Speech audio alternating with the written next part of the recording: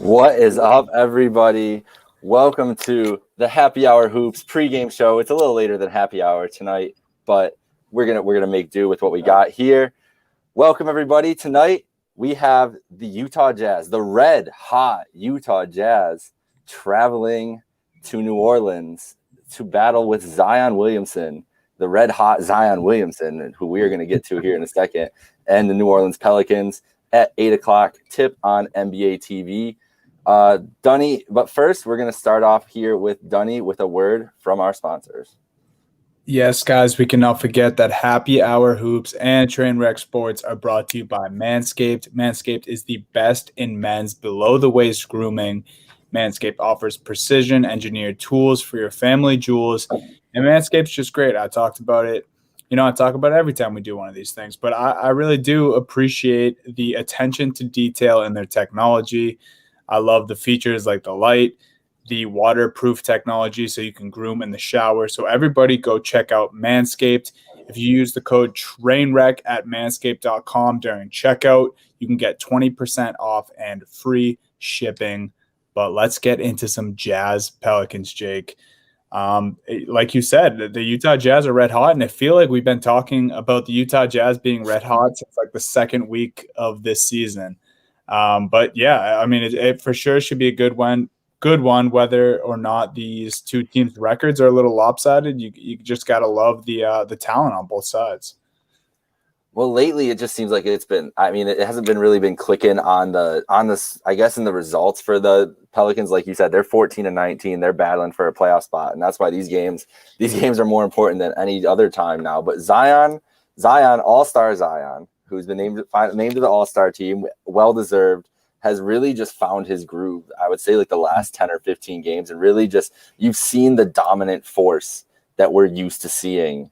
Or not, I guess not even used to seeing, but that we expected to be seeing immediately when he came into the league. And I mean, when he came in last year, like he was a force of nature immediately. Like he was remember that game against the Spurs where there was like 18 straight points or something like that. Yeah. Like he's definitely always been able to show that he belongs here in the league and can be a star in the league. But it's finally just looks like it's been clicking. I mean, the last couple of games, Saturday, 23 points on 8 of 15 shooting, so not as great. But how about 34 points against Milwaukee, 32 against Detroit, 28 against Boston, 23 against Phoenix, 36 against Portland, 31 against Memphis. That's just the last couple of games. He had another 36-point game against Dallas in February. I mean, the month of February was very kind to Zion, and just this year in general. I mean, he's just been more consistent than ever. And so just what do you think the ceiling is for Zion right now? Like, as you know, there's all these impressive young guys that we've seen lately between Luka, Donovan Mitchell obviously has been getting a ton of attention this year for what he's doing with the Jazz. Where do you see Zion among like the young elite guys in the NBA, like guys under 23, under 24 right now? Yeah, I mean, you talk about that stretch of games he had. I remember that Boston one obviously most closely, and he had 4 points in that first half, I want to say, and then closed out the game with 28, like you mentioned.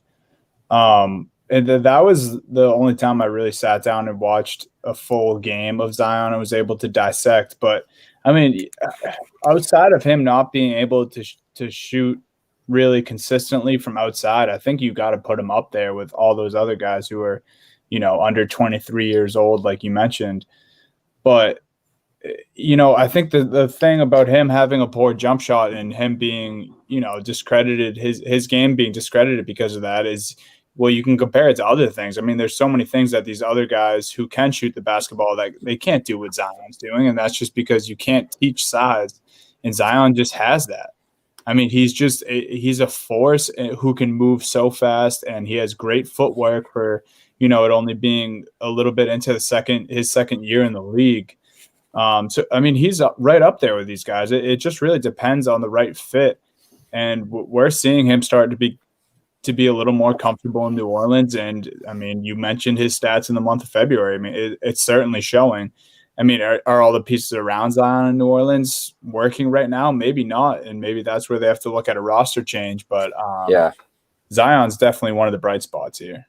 So let's get into that a little bit, because I'm totally with you on the roster around Zion right now. I mean, Zion shooting 60% from the field, 25 points a game, 7 rebounds. He's just been a beast. And like you said, it's just the athleticism. Like you can't teach the size and athleticism and burst of a guy that guy that size should be playing linebacker, not trying to dunk on people. But the thing about it is, you were talking about this roster and it's just weird to see, like, where does Zion fit, like, alongside, like, where does he fit in a ideal lineup? Like, is he a wing? Because he's not playing a wing position. He's playing like more of, I guess he's playing the 4 right now next to Steven Adams, but he can't shoot and stretch the floor at all. But if he's it seems like defensively, when he's guarding, smaller wing defenders and guys like that, he kind of gets lost in the rotation, lost around screens, and he still hasn't figured that out yet. And it just seems like this team is not built great around him. You would think that it would want to be a roster that maximizes shooting. And I mean, that's why JJ Redick is supposed to come in, but JJ Redick just hasn't looked, he hasn't looked himself this year at all. And he's been on the rumor mill to get traded this year. Coming up, I mean, today there were rumors talking about JJ Redick, and the other 2 guys they're talking about are Eric Bledsoe and Lonzo Ball. And we have to say about both those guys, like, both guys are good creators, they're good playmakers, and they're exceptional defensively. I mean, you can't take away anything from how great, like how physical they are defensively. They know their spots, everything like that. But they can't shoot the ball consistently. Like, Lonzo's 3 is better than it was, but it's not great. And we know the limitations of Eric Bledsoe's shooting. So it's like you got guards that just don't maximize the potential for Zion because they're not spreading the floor enough. And when the floor is not spread like that, like, he needs like Seth Curry or something like that, like a guy like that on this roster. But do you just think that right now, like, the problem they're 14 and 19 right now, is the problem just that Ingram and Zion, just the roster around them just isn't maximized to what would help them succeed together? Yeah, I think the Pelicans organization probably had the same thoughts that I did. I mean, me, a week into the season, I was confident enough to say that the Pelicans were going to have a better record than the Los Angeles Clippers. And that was obviously that was on one of our hot take episodes. So I was reaching a little bit, but I mean, I thought that the Pelicans would be much better than they're sitting right now. And not even that their record displays, how poorly they've been playing, but like, I just watching them too. And I heard one of the broadcasters in a Pelicans game the other night say that, well, you're not concerned about this team offensively, but you should be concerned about them defensively. And that's where they need to, kind of step it up. But you mentioned Bledsoe and Lonzo Ball are such good on-ball defenders. Zion is just a brick in the paint. He's good at defense. Steven Adams is one of the best defending bigs in the league. Like, the problems that this Pelicans team have, it's just kind of head scratching of why they have them. And it must just be a personnel fit when you get right down to it, because Ball, Bledsoe, Redick, those are just a weird combination of guards. Then you have a guy like Josh Hart who can score in a hurry off the bench, but he doesn't really play, the notable minutes that he would maybe like to on a team. And then you got to ask yourself, Ingram and Zion, they really carry the load offensively, but do they, like, are they even a good pairing? I mean, we've only seen less than a season of it right now because Zion was injured his first year, and now we haven't had a full season this year. So right around a full season of it is the only time we've really seen of these guys together. And maybe it's just that pairing that needs to get blown up, because they're obviously both good, but where does the rest of the team go, and how can they help each other? Yeah, I'm not sold on the pairing working out at all yet. Like, I think Ingram, I mean, Ingram might just be a guy that might be one of those guys that he's putting up great numbers and everything, but what is he really doing towards, like, affecting your team, winning games and shit like that? Like, he's obviously a talent. He obviously can score the ball as well as anybody else in the league. We've seen some of the scoring, like, explosions he could have the last couple of years, but that doesn't always translate to wins in this league. Like, you can go get numbers and still just not do things that you need to do to win on a court. And if Zion's still figuring it out defensively, then what do we got to say for Brandon Ingram? Because it's not like Brandon Ingram is an impact defender in his own right. And I wonder if maybe he would be a better suited for, better suited just to be someone that, like, handles the ball more often. He doesn't handle the ball as much as I would like to see in this offense. Obviously, it's Lonzo and Bledsoe heavy with good reason. Those are experienced point guards, know what they're doing with the ball. But we got here. Cullen here said that he agrees with us that Ingram Zion not a good pairing. They don't really they don't balance each other out, and they don't show each other's strengths off very well. He also said they need another big who's able to score. Yeah, like, it's hard with Steven Adams and Zion inside because Zion has not shown to have any kind of reliable jump shot either. So it remains to be seen like how that pairing works out if they can ever win. Right now they're just trying to make a playoff spot, and I still don't even know if that's possible. The West is tough between the 8 through 5 seeds are good, damn good, with the 8 seed being the Warriors. Like I don't see them cracking into that group right now. I believe the Warriors are in the 8 seed. I know Portland is 6, and the Spurs are 5. I'm drawing a blank on the 7 seed team. The Grizzlies are ahead of them as well. Obviously, the Suns, Lakers, Clippers, and Jazz at the top of the standings right now. Do you think that this team currently constructed right now, the New Orleans Pelicans, has a chance to make a run at the playoffs this year, or are they sitting out on the sidelines again, watching everybody else like last year? Denver it was the 7th seed that I was forgetting there. Crazy that Denver's that low. I know, right? That's just how good the West is this year. I don't think that they are ready to be in or make the playoffs right now. Just because, I mean, everything we've talked about, they're not clicking. JJ Redick, they brought him in for shooting. He's not shooting the ball well. They just don't have shooting in general outside of JJ Redick. I mean, Lonzo Ball and Ingram can both shoot the three. They can both have a game where they hit 7 3-pointers, but do they do that consistently? No. You mentioned Zion Williamson can't really stretch the floor if he's out there with Steven Adams. I mean, Steven Adams can't score more than 8 feet away from the basket. I think he's one of the best centers in the league, but that's just the truth. So, I mean, I don't think it's a coaching issue really either. I think Van Gundy's kind of doing a pretty good job for his first year with this group, but yeah, I think it needs to be a personnel change. If I was, the Pelicans, I'd honestly be looking to shop Brandon Ingram. I don't think that you can move Zion with the potential he has. I think Ingram's great. I think you could get a lot in return for him, though. And I think that duo it won't really pan out as far as being a good playoff team. Yeah, that's a stat that I always look at too. Cullen brought up his PER, and Ingram again. Like that's the kind of thing that needs to be up like high 20s, like at least mid 20s to be a successful team in the league, and it just isn't there for Ingram. So yeah, I'm with you on the Pelicans. I just think the West is too loaded, though. I honestly think the 8 teams in there right now. I know there's play-in game, and it would be Denver versus Memphis and Golden State versus Dallas right now in the play-ins. But I just think that though Denver and Golden State are better, and I just think that. I mean, look at the top 8 in the West: Utah, Lakers, Clippers, Suns, Spurs, Blazers, Nuggets, Warriors. I mean, from anything we've seen this year, all the 8 of those teams I think those are the best teams in the West, clear cut, like right now. And those are the teams that I would expect to see in the playoffs, especially the Spurs. Like the Spurs have shocked everybody, but they belong where they are. And Pop has done an amazing job with them, and they have a fun game tonight at 8:30, hosting Brooklyn too as well.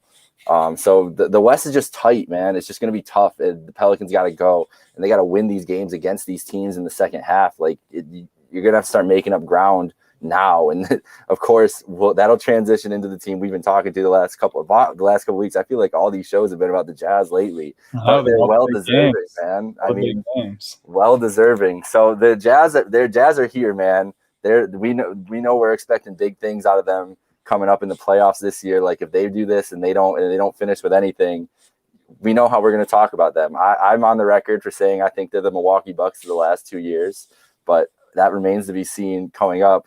What do you think? So what are your expectations for the second half of the season from the Utah Jazz?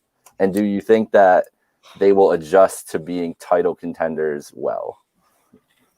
Well, like what you said, that the Milwaukee Bucks of the last 2 seasons is what you think. And I mean, even if that's the case, like then they should go on to, finish out the season strong. I mean, there's no reason, at least for the second half of the season before the playoffs, for them to have a significant drop off unless, injury happens. And even if one does, like you look at the production from their bench, starting with Jordan Clarkson, 6 man, averaging 18 points per game. I mean, a lot of people would love to have that from a 2 guard or a point guard in their starting lineup right now, let alone the 6 man in rotation.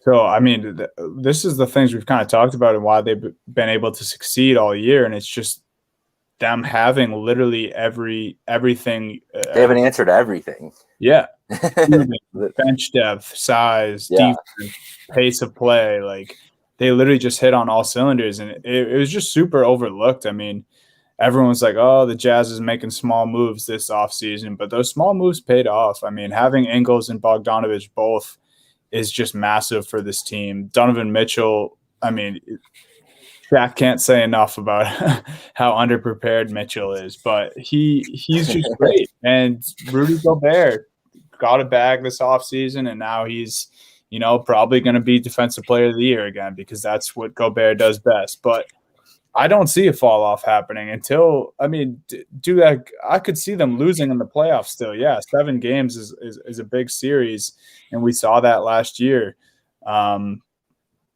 But right now, I have nothing else but to believe in the Utah Jazz. I think here they're 27-7 overall and 12-5 on the road. I mean, I don't think this is a team that sounds like they're afraid of a playoff series either.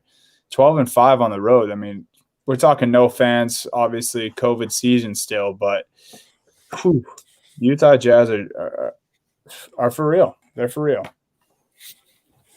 Yeah, your boy Brad Stevens said the same thing about the Jazz, is that they just have an answer for everything you try to do on the court. Like, any way you try to defend them, they will have an answer for them. And he compared them to the 2014 Spurs, which that was one of the most deadly teams I ever watched. Just the ball movement, just the shooting, everything. If that's the kind of team this is, I mean, they're going to give everybody trouble in the West playoffs, because right now the Lakers, the Clippers, they don't look like dominant forces that can just run through the Jazz. And the other teams in there are going to have a tough time on a night-to-night basis in a 7-game series. The West playoffs are going to be fun, man. Like, it's going to be a ride. They play like old-fashioned basketball too. Like, yeah, Mike Conley is just like the epitome of like a classic point guard. Like, scoring, can shoot. He literally just has such a knack for the game. Like, can find the open man. I don't know. Can't say enough about this Utah Jazz team and just how they literally just hit on all cylinders. The answer to playoff LeBron and any playoff series that they're in is, I've said it a couple times for the Jazz. It's if Mitchell jumps up a level in the playoffs into like the top 12, like top 13, top 15 guys, like that kind of level where I feel like he's kind of like in the 20th range of top players right now. If he makes that jump to the elite of the elite, that's what I need to see in a playoff series, in a game 5 at home, and they're down by 5, tied 2-2. Is he going to make that play over LeBron and AD? Like, once he makes that play, once I see it, and I have no reason to not believe that he's going to do it, because he's done it. It's just been the team around him hasn't been able to keep up with him. I mean, that's why they lost that first-round series last year, and the team's keeping up with him this year. So we'll see what happens. All right, let's get into some Sipper Stat, and then we will make our picks of this game before it tips off here in about 10 minutes or so. Dunny, I will start with you. I'm asking you questions about the Utah Jazz, and this question is actually not about the Jazz at all. The Jazz are currently the best team against the spread in the NBA. Did you know that this year? They are blowing away the spread, Really? like covering almost 75% of their games. Who is the team that is second best in the – they are, mind you, Utah is 14-3 at home against the spread. They're on the road tonight, but at home they're 14-3 against the spread. Best in the NBA. On the road, or who is the second place team at home against the spread behind the Utah Jazz? Oh, that's tough. The 76ers? They're close. They are. Oh, my thing went away here. They're 4th. Second place is your Boston Celtics. Oh, second place. Dude, I was going to guess them. I was like, they've dropped too many lately. I was 5 against the spread at home, 66.7% in second place, above Phoenix and Philly, who both are tied for 64.7% of a covered percentage. I don't need any more reasons to bet on the Celtics. But just at home. That's all you need. I'll give you my first sip for stat question for you. Who on the Pelicans has the highest defensive rebounds per game? I'm gonna say it's, man, I'm gonna go Eric Bledsoe. I don't know why. I feel like that's not right at all. No, I thought you were gonna try to go for the obvious Steven Adams. It's not Adams though. It's Josh Hart. and I was Josh Hart. I was See, I shocked. thought it was a guard, but Josh Hart really killing it. He's really trying to get the minutes, bro. So Adams has the most rebounds per game total, but Josh Hart has the most defensive rebounds. Yeah, That's wild. with 6.4. Adams has 4.9, but then he has 4.2 offensive rebounds as well. The more you know. The more you know. I really would have never guessed that Josh Hart would have been able to, I mean, even be on the court enough to get those kind of rebounds. Good for him, man. All right, so I've got my question here for you about the Utah Jazz. Rudy Gobert right now is averaging over under 14 rebounds a game. I'm going to say just under. It is just under. That's the first one correct. 13.4 rebounds. Just 13.4. You know, nothing crazy, but he's not doing too much, obviously. Yeah. That's just a huge number. I was like, I feel like it's probably right around there, but yeah. Right. Last question on SIP for stat. Similar to yours, Eric Bledsoe over under 10 points per game for the New Orleans Pelicans. Over. Yes, 12.8. We both came through in the clutch there. And I think we tied again on SIP for stat. We might have to add a third question. Yeah. Yeah, I think next time we're going to have to go. But we can answer the most important question that is on everybody's mind tonight. True. The picks. It is time for the picks of this game. You've got like 4 minutes to get your bets in if you want to, so get on this quick. It opened up at Jazz as an 8-point favorite in New Orleans. Not a big home. I've been to a New Orleans Pelicans home game. Mind you, it was last year. Zion wasn't playing, and it was the Rockets visiting the Pelicans, and James Harden and Eric Gordon revenge game just absolutely torched the Pelicans, and it was done by the second half, and there was no energy from that crowd at all. I think they still have a crowd there today. Like, I think they have some fans. Yeah, they do. I don't think it's going to matter to the Jazz at all. The Jazz did look sluggish in their first game on the East Coast, though, the other night. I should be making these picks for myself because I had texted all my friends. I was like, Heat +7. They're covering against the Jazz. West to East Coast, first game of a road trip. Heat have been killing it. They're going to cover. And I was right, and the Heat covered. So I'm sticking with that logic tonight. The line is currently 6.5 for the Jazz, and I am taking the Pelicans +6.5 in this game. And the over-under is 237. These are two of the highest scoring teams in the NBA, and I'm taking the over. Pelicans and the over. Close, high-scoring game. I'm hoping that makes my Monday night worth the wait. This is me manifesting this. I like the over, but I think I'm gonna ride with the Utah Jazz. We talked enough bad about the Pelicans and talked enough good about the Jazz for me to convince myself on this happy hour. But I think that should wrap it up. I mean, we're about to tip off here in just a few minutes, so you got to probably take Jake's betting advice because I never win. And that's true. Yeah. Go grab a beer, whatever. Go grab water, whatever you guys need for the night. Go enjoy this Monday night basketball action. The New Orleans Pelicans hosting the Utah Jazz. Also tonight, that's what I was just going to bring up. The Brooklyn Nets, if you're interested here in the New York upstate area, turn on Yes Network. And the Brooklyn Nets will be hosting the San Antonio Spurs.